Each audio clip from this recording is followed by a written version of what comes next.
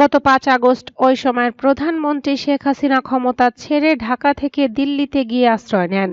শেখ হাসিনাকে দিল্লি থেকে ফেরত আনতে ভারত সরকারকে কূটনৈতিক পত্র দিয়েছে বাংলাদেশ। সর্বশেষ গত সপ্তাহে ব্যাংককে দ্বিপক্ষীয় বৈঠকে শেখ হাসিনাকে ফেরত দিতে ভারতের প্রধানমন্ত্রী নরেন্দ্র মোদীর কাছে বিষয়টি উপস্থাপন করেন প্রধান উপদেষ্টা অধ্যাপক ডক্টর মোহাম্মদ ইউনূস।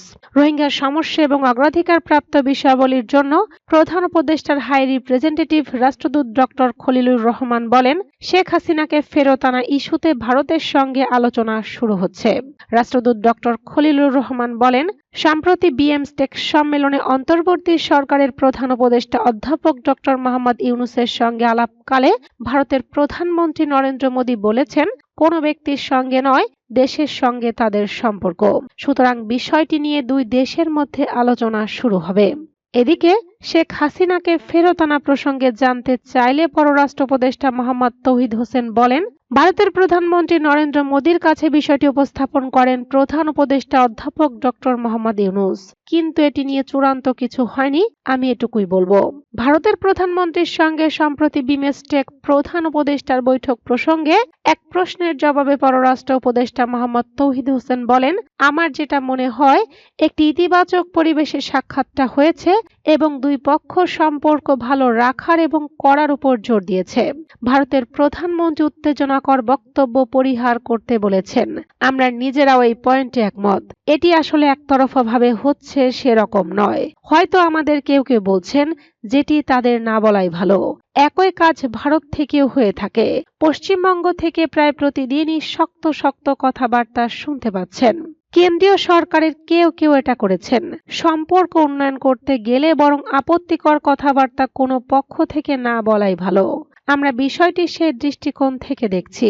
নির্বাচন নিয়ে ভারতের প্রধানমন্ত্রী কি বলেছেন জানতে চাইলে পররাষ্ট্র উপদেষ্টা বলেন, নির্বাচন নিয়ে কথাবার্তা তারা সব সময় বলে।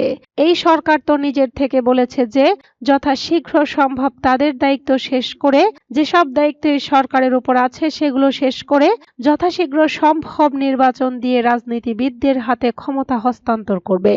এটি এই সরকারের অঙ্গীকার। নির্বাচনের কথা প্রায়শই উচ্চারিত হয়। এমনকি যেসব দেশে গণতন্ত্র নেই সেই সব দেশও জানতে চায়।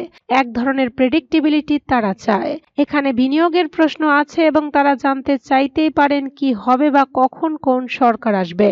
ভারতের ভিসা জটিলতা ইস্যুতে এক প্রশ্নের জবাবে পররাষ্ট্র উপদেষ্টা বলেন, ভারতের ভিসা সম্পূর্ণ তাদের সার্বভৌম অধিকার। তারা যদি না দেয় তবে আপনি কিছুই করতে পারবেন না। ভিসা বিষয়টি তাদের নিজস্ব। এটি যদি না হয় তবে যেটি হবে কোথাও শূন্যতা থাকে না। যদি ভিসার অভাবে সেখানে লোকজন যেতে না পারে তবে অন্য কোথাও যাবে এবং যাচ্ছেও।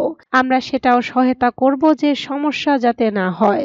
বাংলাদেশের মানুষ যে যে কারণে ভারতে যেত সেটি যদি অন্য কোথাও সমাধান করা যায় আমরা সেটিও চেষ্টা করব। আমরা চাইব ভারত ভিসা প্রক্রিয়া সহজ করুক এবং তাদেরও স্বার্থ উদ্ধার হবে এবং আমাদেরও স্বার্থ উদ্ধার হবে। আমরা জানি যে কলকাতার অর্থনীতি ক্ষতিগ্রস্ত হচ্ছে।